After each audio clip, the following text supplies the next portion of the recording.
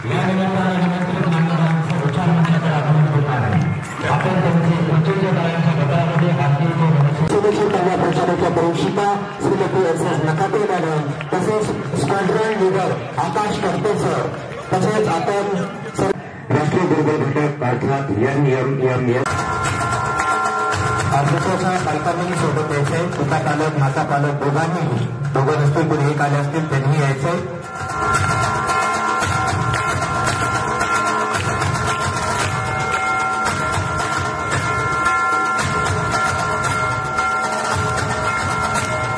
खूप नशिबान आहोत की आम्हाला इतका छान शिक्षक वृंद भेटला. पुन्हा एकदा सर्वांना धन्यवाद. आणि शेवटी एवढंच, अभी तो सफर शुरू किया है, अभी तो सफर शुरू किया है, उड़ान अभी बाकी है, अभी तक तो सिर्फ समंदर की लहरें देखी है, समंदर अभी बाकी है, समंदर अभी बाकी है. धन्यवाद.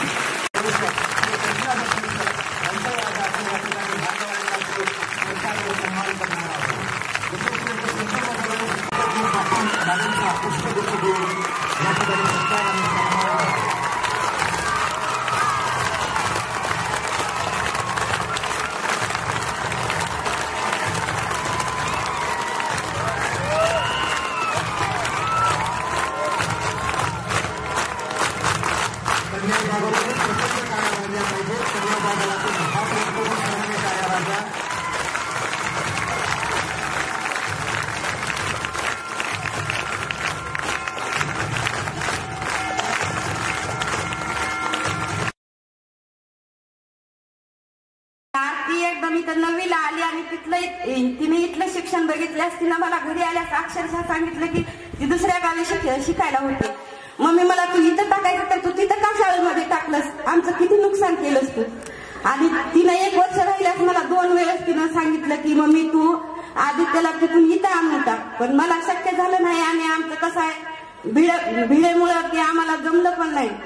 आणि आम्हाला काही इथलं शिक्षण कसं आणि तिथलं माझे लेकरं सुरुवातीला नसल्यामुळे मला काही माहिती नव्हतं शिक्षण कसं आहे ते.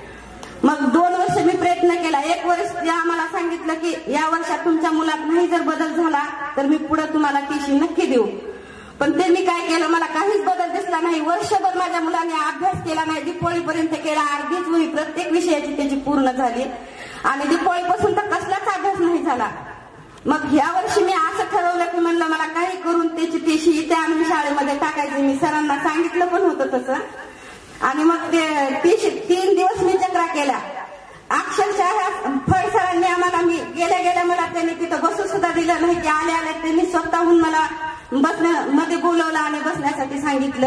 आणि त्या मुख्याध्यापकाच्या समोर मी गेले. 3 दिवस तिथं बसून राहिले त्यांच्या त्या बेंचवर बाहेर. आणि सर म्हणून त्यांना आवाज दिला तर त्यांनी माझ्याकडे बघून नाही बघितल्यासारखं केले. तर मी 4 वाजेपर्यंत तिथं बसून राहिले.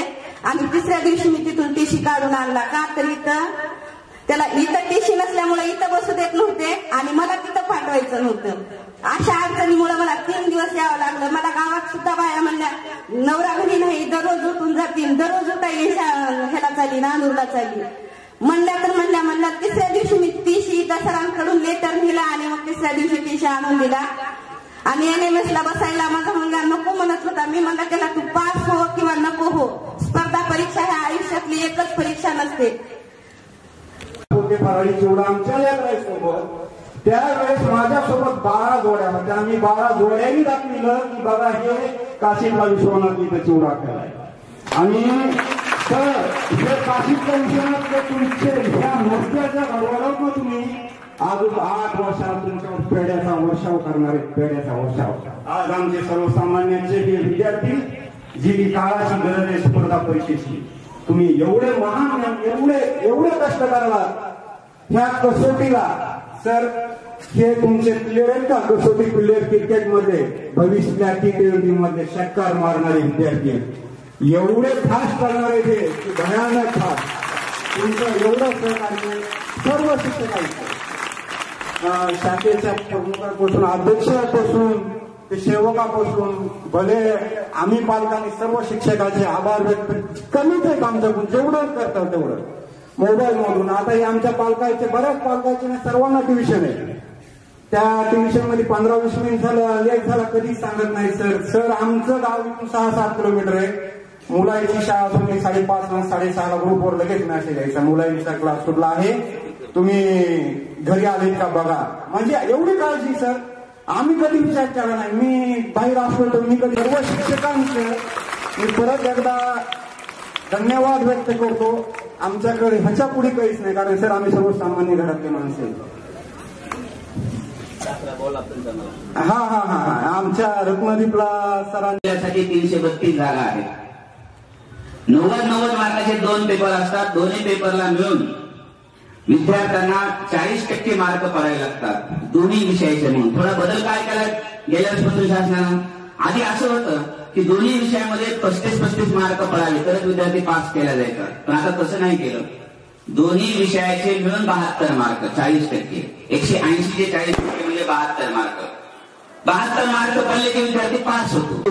सगळे आमची मुलं सूर आम्ही बसून मैदानावर आलेला. एवढी मेहनत या विद्यार्थ्याने घेतली. एक दिवस सुद्धा विद्यार्थी घरी थांबू देत नव्हतो. आणि जे विद्यार्थी मी यादी आणली परत दाखवायला मान्यवरांना मी हायलाईट केले, जे विद्यार्थी कंटिन्युअस होते, उपस्थित होते, शाळा बुडत नव्हते, तासाला येत होते, तेच मुलं पास झाले. मग काही पंढरपूरला जात होते, कोणी मामाजीकडे जात होतं, कोणी लग्नाला जात होतं. मार्च पासून पुन्हा एनएमएसचे तास सुरू होते. गेल्या वर्षी आपण 22 फेब्रुवारी पासून तास चालू केले होते.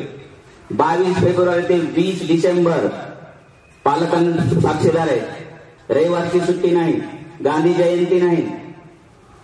आमच्या असं लक्षात आलं, आमच्या कोल्हापूरच्या मॅडम आल्यात नवीन, राधानगरी कोल्हापूरून आल्यात.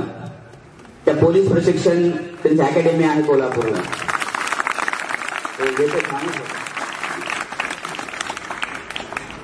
गावामध्ये आम्ही मुख्याध्यापक शिक्षक सगळे येणार आहोत. तुमच्या लेकराची मिरवणूक काढायची, तिथं आम्ही उभा टाकणार आहोत. पण धारक झाल्यानंतर तो योग असतो जून जुलैमध्ये. आपली जून जुलैमध्ये यादी येईल त्यावेळेस. आणि चंद्रकांत नागरगोजे आपण या माहोलमध्ये 4-5 वर्षांना वावरत आहात, म्हणजे बरंच काही शिकलात. खूप जोरदार असं चांगलं भाषण आपण केलेलं आहे. आपल्याला खूप खूप शुभेच्छा.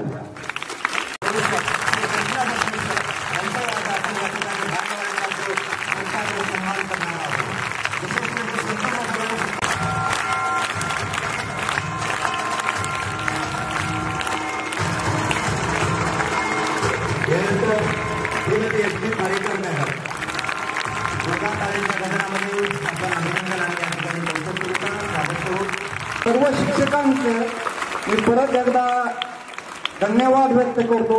आमच्याकडे ह्याच्या पुढे काहीच नाही, कारण सर आम्ही सर्वसामान्य घरातले माणसं. हा आमच्या रत्नदीपला सरांनी